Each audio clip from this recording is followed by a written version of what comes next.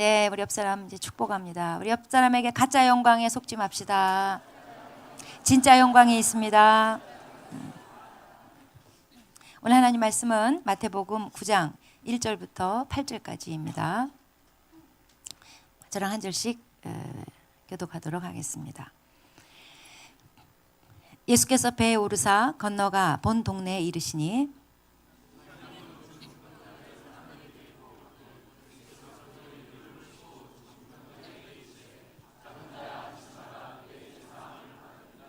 어떤 서기관들이 속으로 이르되 이 사람이 신성을 모독하도다.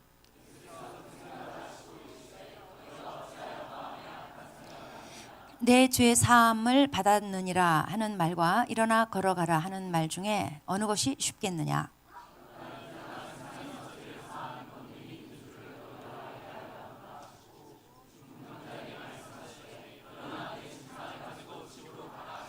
그가 일어나 집으로 돌아가거늘 우리가 보고 두려워하며 이런 권능을 사람에게 주신 하나님께 영광을 돌리니라. 아멘.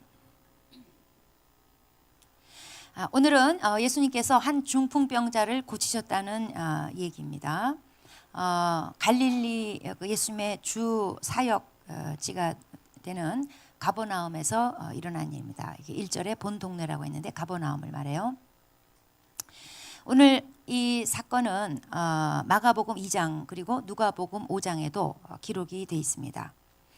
거기에 보면 예수님께서 집에서 가르치시는데 사람들이 너무 많이 몰려와가지고 다른 사람들이 들어올 틈이 없을 정도로 꽉 찼다는 겁니다.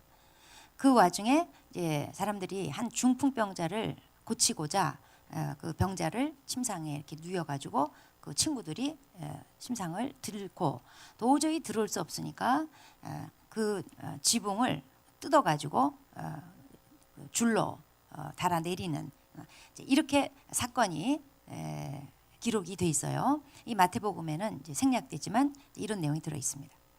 자, 이걸 이제 참조를 하고 오늘 2절에 보면은 예수님께서 이제 이 중풍병자 그리고 그를 달아내린 그 친구들의 믿음을 보시고 작은 자야 안심하라 내 죄 사함을 받았느니라 이렇게 선포하세요.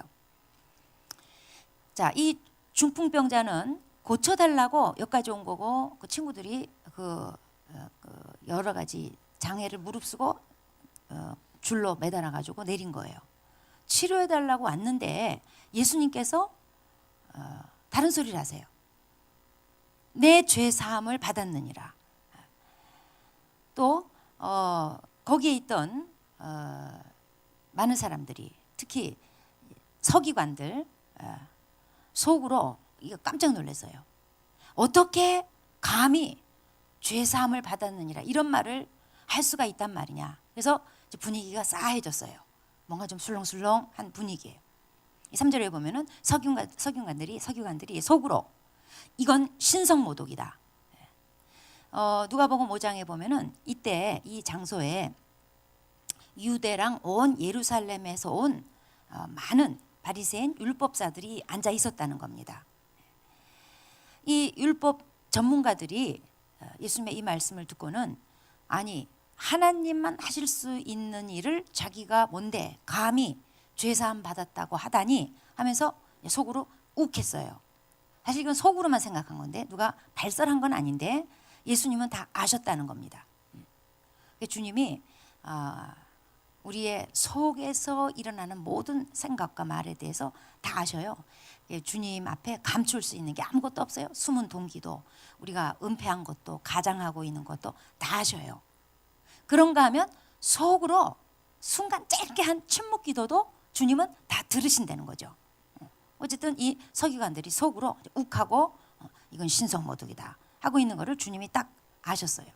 그러면서 4절에 예수님께서 어찌하여 마음에 악한 생각을 하냐 이렇게 지적을 하셨어요. 지금 이 사람들은 예수님께 진리를 듣고자 온 게 아니고요. 악의적으로 뭔가 좀 꼬투리를 잡기 위해서 몰려든 거예요. 그걸 주님께서 아신 거예요. 그런 구실을 찾으려고 하던 참에 마침 예수님께서 하나님만 하실 수 있는 말씀 죄사함 받았느니라 이렇게 나오니까 이제 잘 된 거죠. 완전히 잡힌 거죠.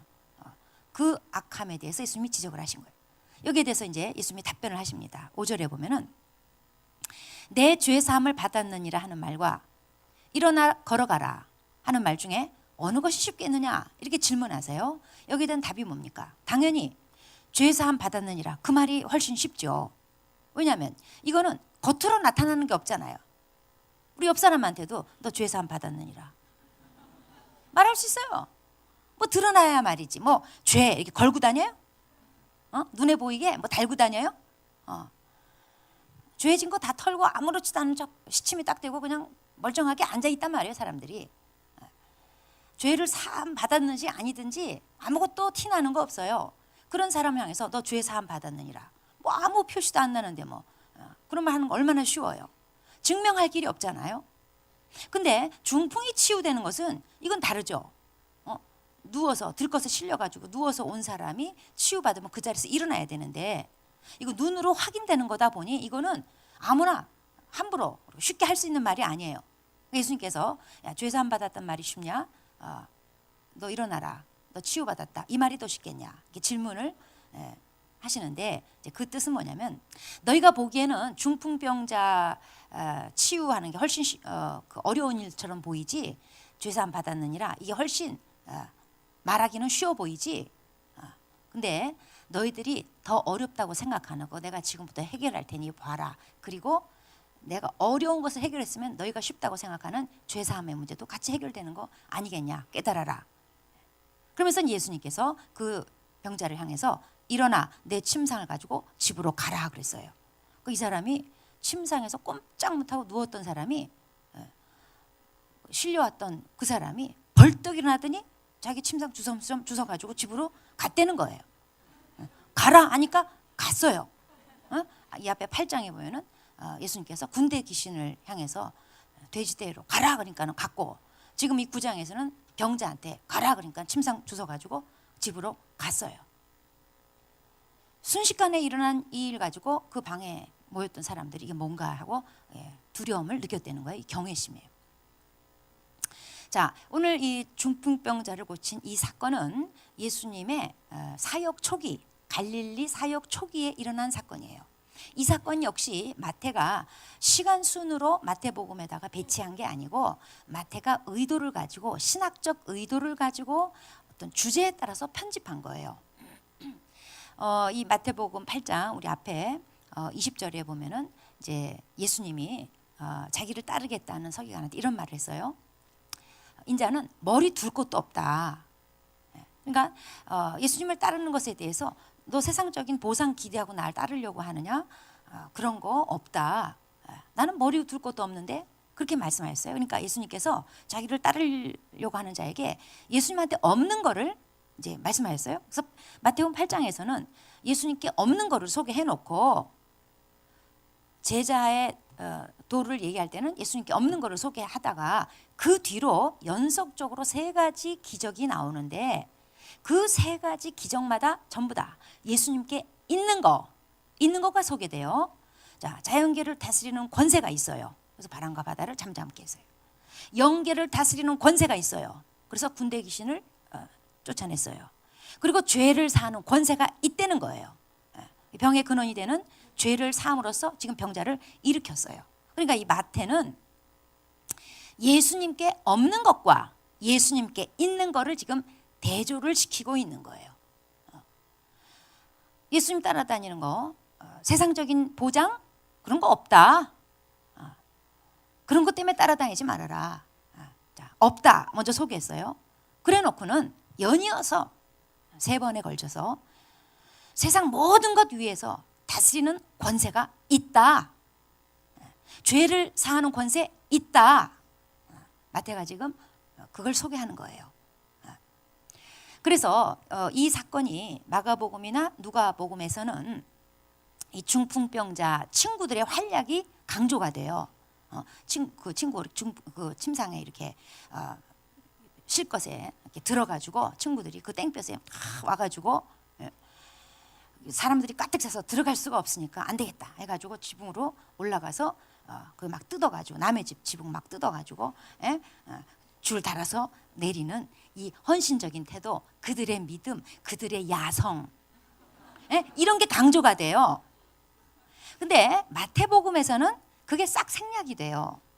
의도가 있기 때문에 그래요. 그 의도가 뭡니까?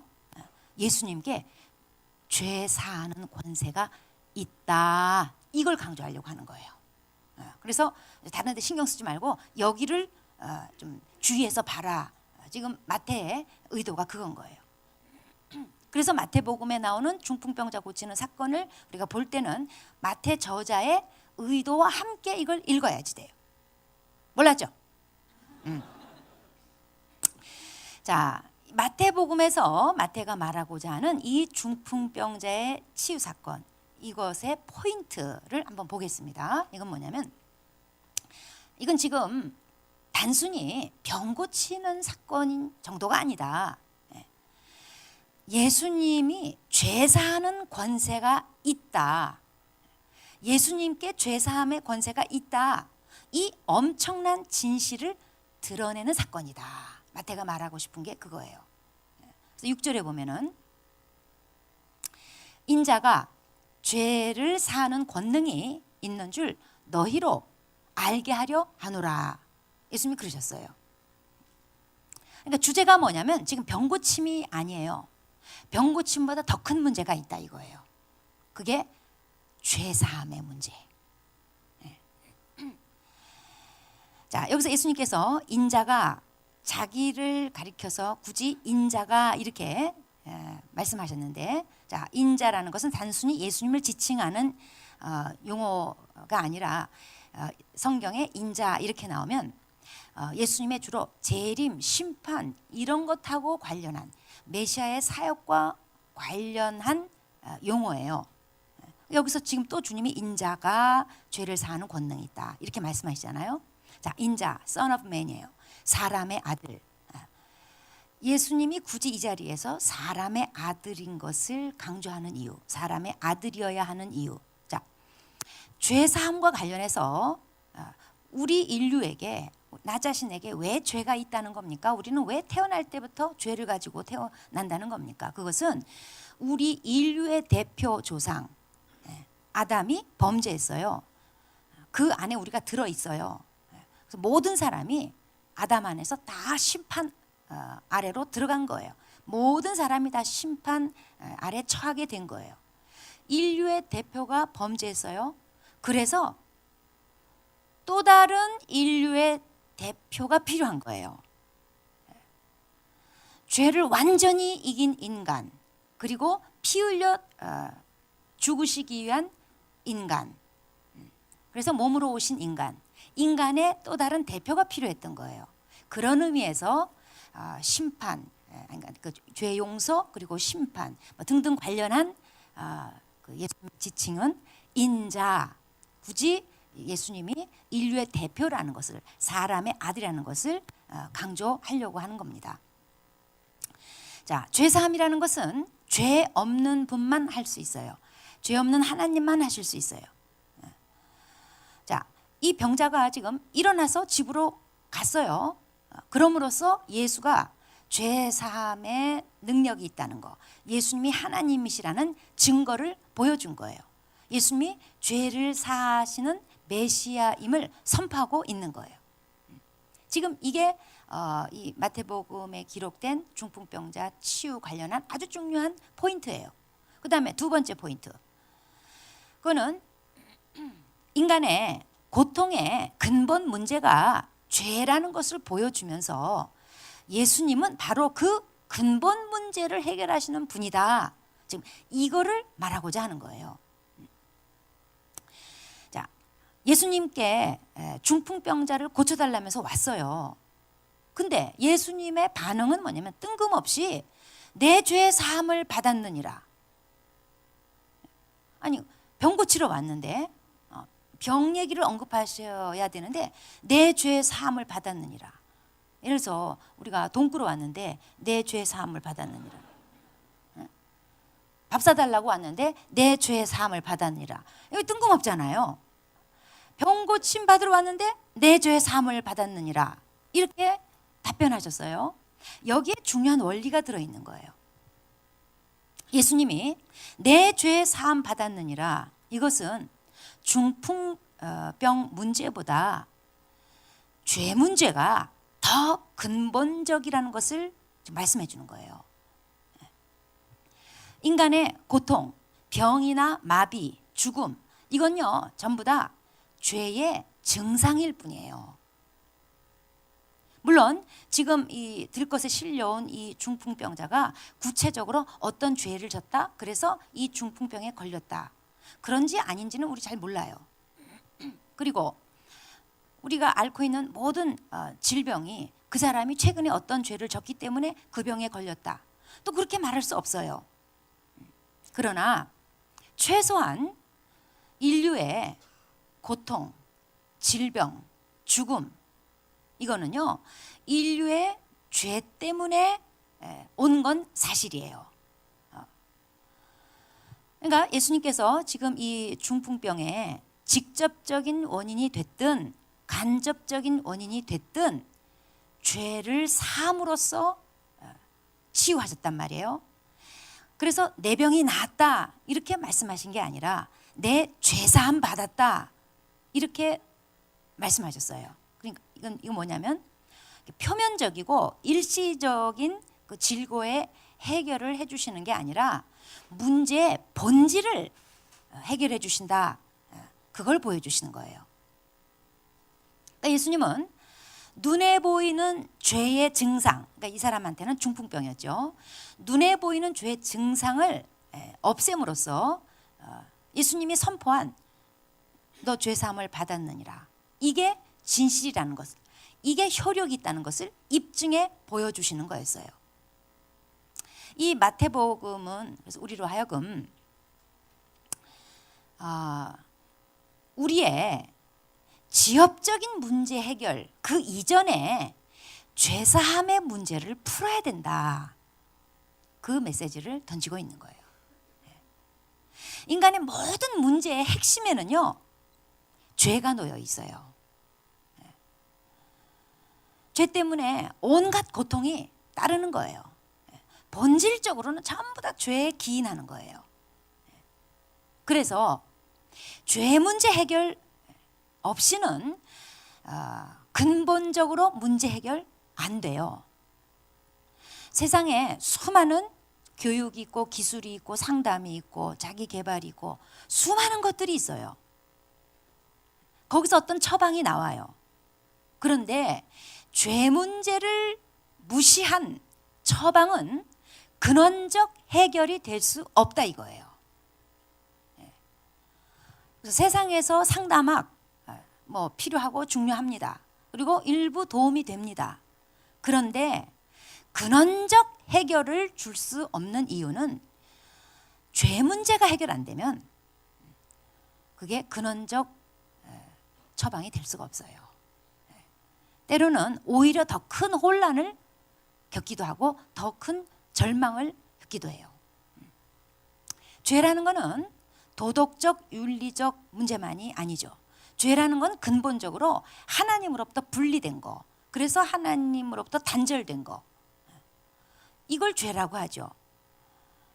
하나님으로부터 단절되고 하나님부터 분리되다 보니 거기에는 생명이 없어요. 사랑과 공의가 없어요. 그러니까 자연적으로 부패하게 돼 있는 거예요. 자, 예수님의 죄사함은 그렇다고 해서 죄 문제 해결 그 자체가 목적지는 아닙니다. 예수님의 죄사함이라는 것은 죄사함을 통해서 이 끊어진 관계, 하나님과 단절된 분리된 이 끊어진 관계를 회복시켜 주시기 위한 과정인 거예요. 하나님을 등지고 살고 하나님을 잊어버리고 살고 반대하면서 살고 그랬던 것을 회복시켜주는, 그게 예수님의 죄사함이에요. 이 관계가 회복이 돼야 인간의 얽힌 여러 가지 얽힌 고통의 실마리가 비로소 풀려나오기 시작해요. 그래서 하나님하고 화목되면서 하나님을 사랑하게 되면서 하나님으로부터 공급을 받게 되다 보니 삶의 문제가 하나씩 하나씩 해결돼 가는 원리인 거죠. 그런데 일반적으로 사람들의 관심사는 뭐예요? 죄사함보다는 병 고침이에요.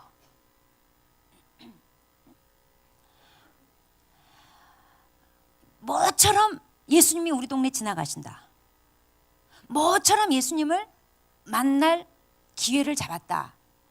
그러면 아마 대부분의 사람들은 자기 인생의 제일 고질적인 문제 들고 나와서 만난 김에, 예수님 본 김에 절호의 찬스, 이걸 놓칠 수가 없어요. 그거 내밀면서 이거 좀 해결해 주시라고 대부분 아마 반응이 그럴 거예요. 자, 오늘 본문에 나오는 이 중풍병자와 그의 친구들, 이제 마가복음, 누가복음에 보면은 지붕까지 뜯어서 이 환자를 내리는데, 지붕까지 뜯을 정도의 그 무례함, 남의 집 기물 파손, 뭐 인정사정 볼 것 없어요. 그 뜻을 이루기 위해서 뭐 수단과 방법을 가리지 않아요. 예. 자, 이 중풍병자와 그의 친구들이 지붕 뜯어서 이 환자를 내리는 것도 사실은 죄사함 받으러 온 거 아니에요. 죄사함 받겠다고 이렇게 막 남의 기물 파손해 가면서 이 희한한 짓을 하고 그런 거 아니에요. 오로지 이 중풍병 이거 하나 고침받겠다는 일념하에 그냥 막 뜯고 뭐 내리고 난리가 난 거예요. 만약에 죄사함의 문제, 이게 고민이 돼가지고 이 사람들에게 얘기한다면, 죄사함의 문제 때문에 이렇게 지붕을 뜯고 막 환자를 내리고 그랬을까요? 여러분 같으면 그랬을까요? 죄사함의 문제, 그거는 무형의 문제고, 손에 잡히지 않고 눈에 보이지 않으므로 죄사함의 문제, 이건 미뤄요. 내가 뭐 굳이 뭐 남의 기물 파손해 가면서까지 남들 보기에 정말 쪽팔리게 말이에요. 뭐예요 지금 남자가 넷이 올라가가지고 막 지붕 뜯어가지고 나중에 그 주인의 후환을 어떻게 살라고 그런 짓 안 해요. 중풍병이라는 그리고 일생일 때 예수님 언제 또 만날지 모르는 이 절호의 찬스를 놓칠 수 없다 이거죠. 그러니까는 이 무례한 일을 한 거예요. 근데 이 사람이 뜻하지도 않게 죄사함이라는 선물을 받았어요. 이게 은혜죠. 네.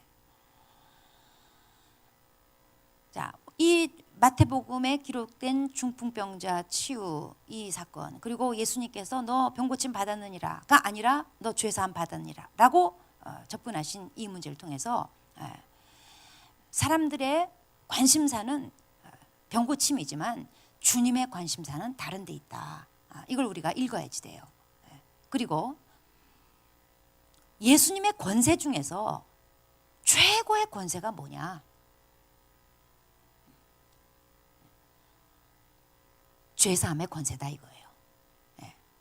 이 앞에 보면은 마태가 산상수훈을 먼저 배치를 했어요. 사실 시간 순으로 보면은 이 사건이 더 먼저예요. 근데 앞에 여러 예수님의 그 권위 있는 가르침, 산상수훈 같은 경우 보면 그냥 뿅 가요. 예수님의 그 권위 있는 가르침을 쫙 배열을 해놓고, 그 다음에 예수님의 권위로 지금 눈앞에 있지도 않은 저 멀리 있는 백부장 하인의 병을 예수님이 권위로 멀리 있는 환자를 그냥 병 고쳐줘요. 예수님 말씀 한마디로 자연계를 잠잠하게 고요하게 확 제압을 해버려요. 예수님의 가라라는 말씀 한마디에 그 군대 귀신이 떼거지로 돼지떼기로 들어가요. 마태가 지금 예수님이 얼마나 큰 권세를 가지신 분인지를 계속 보여주고 있는 거예요.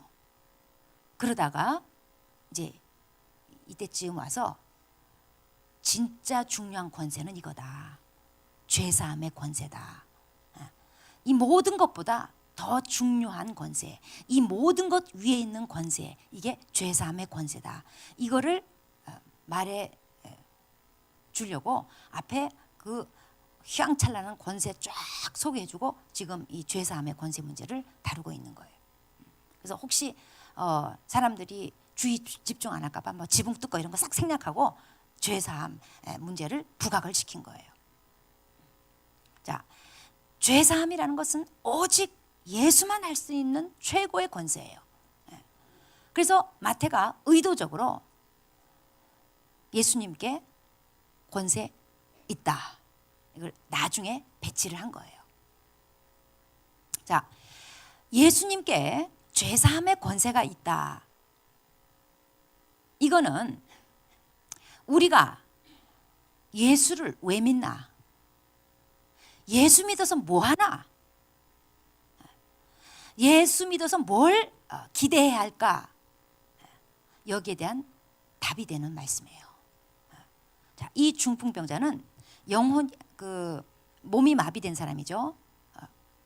이 중풍병자는 오늘날 영혼이 마비된 세상 죄인들을 상징하는 거예요. 죄는 마비를 불러일으켜요. 그래서 우리 영혼이 있긴 있는데 마비돼 있어요. 예수 믿기 전까지는. 또 이 중풍병자는 스스로 침상에서 일어날 수 없는 자였어요.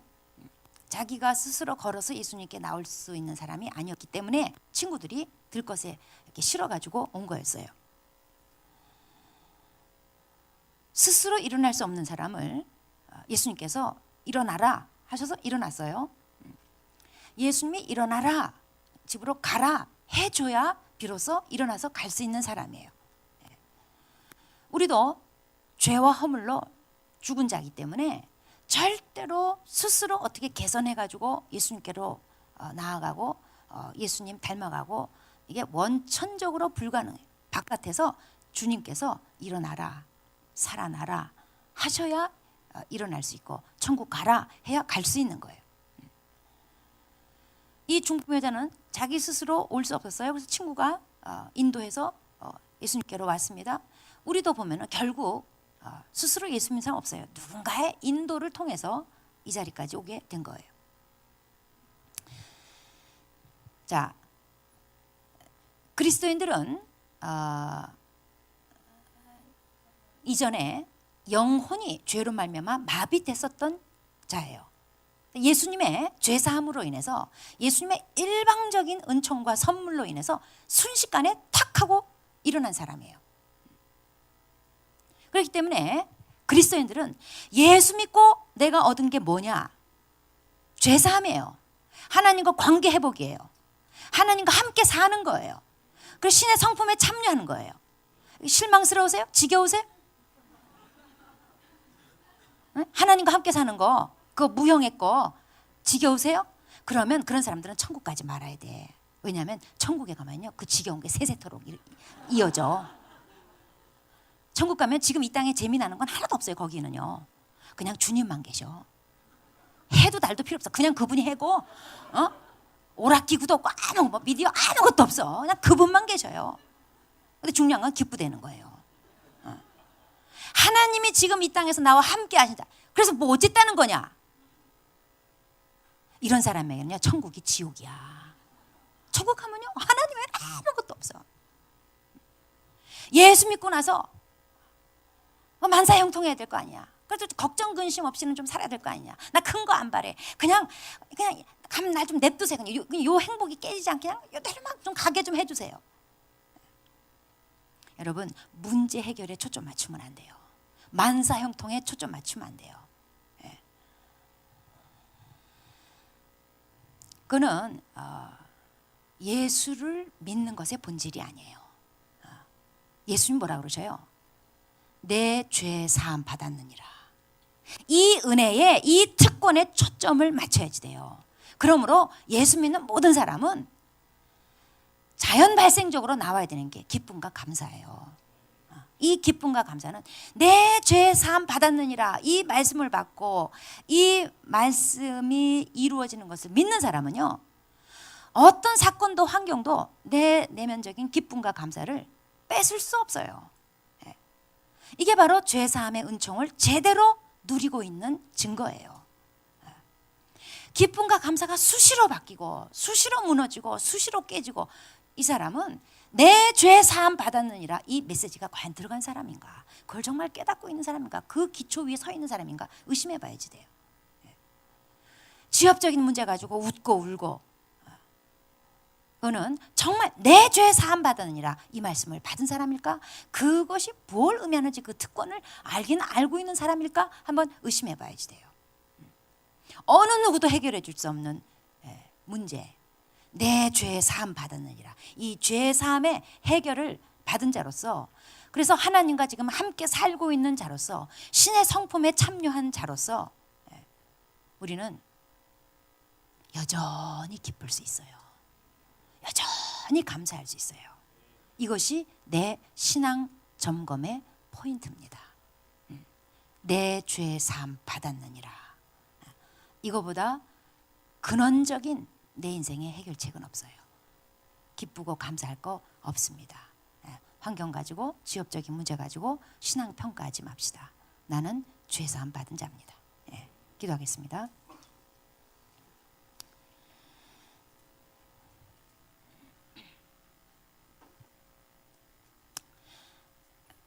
혹시 이 자리에 아직 내 죄 사함 받았느니라 라는 예수님의 말씀을, 예수님의 선언을 받지 못한 분이 있다면 인생에 아무 문제도 해결되지 않은 사람입니다. 그리고 아무것도 갖고 있지 않은 사람입니다. 예수님을 믿으면, 예수님을 영접하면 예수님의 이 은혜가 값없이 주어집니다. 내 죄 사함 받았느니라. 예수님을 나의 구원자로 받아들이시기 바랍니다. 또 예수 믿은 여러분, 우리는 주님으로부터 내 죄 사함 받았느니라는 어느 누구도 해결할 수 없는, 어느 누구도 줄 수 없는 말씀을 받은 자입니다. 그리고 그 말씀은 권세가 있어서 실제로 죄가 사해지는 효력을 발생합니다. 내 죄 사함 받았느니라. 이게 어느 누구도 일으킬 수 없는 중풍병에서 일어난 것보다 더 근본적이고 중요한 은혜를 받은 거예요. 죄 사함 받았다면 중풍병에 혹시 걸렸어도, 혹시 아직 내 삶이 누워 있어도, 혹시 내 삶에 아무런 문제가 해결되지 않았어도 우리는 내적으로 여전히 기쁘고 감사할 수 있는 자입니다. 내 죄 사함 받은 것에 초점 맞추지 못하고 자꾸 외적인 거, 지엽적인 거, 사소한 것에 초점 맞출 때 우리가 누려야 될 근본적인 기쁨과 감사는 깨지고 맙니다. 한번 생각해 봅시다. 나는 죄 사함 받은 자인가? 주님으로부터 내 죄 사함 받았느니라 이 말씀을 받은 자인가? 그렇다면 지금 하나님 함께 하셔요. 그리고 하나님의 성품에 참여하고 있어요. 이게 제일 복된 소식, 복음입니다. 기쁨과 감사를 절대로 깨뜨릴 수 없는 인생의 제일 근원적 문제를 해결받은 사람입니다. 하나님과 관계가 회복되어 있기 때문에 하나님부터 공급이 계속 있을 것입니다. 그래서 이미 예수 믿은 여러분은 다시 한번 이 말씀을 자기 입으로 선포하고, 주님, 내가 아무것도 한 것 없는데 내게 찾아오셔서 내 죄 사함 받았느니라 용서해 주셔서 너무나 감사합니다. 지엽적인 문제 가지고 흔들리지 않게 도와주십시오. 이 죄 사함 받은, 그래서 하나님과 함께하고 신의 성품에 참여하게 된 이 엄청난 은혜를 제대로 볼 수 있게 도와주시고 누리면서 평안과 기쁨, 감사, 흔들림 없이 누리며 갈 수 있도록 도와주십시오. 기도하겠습니다.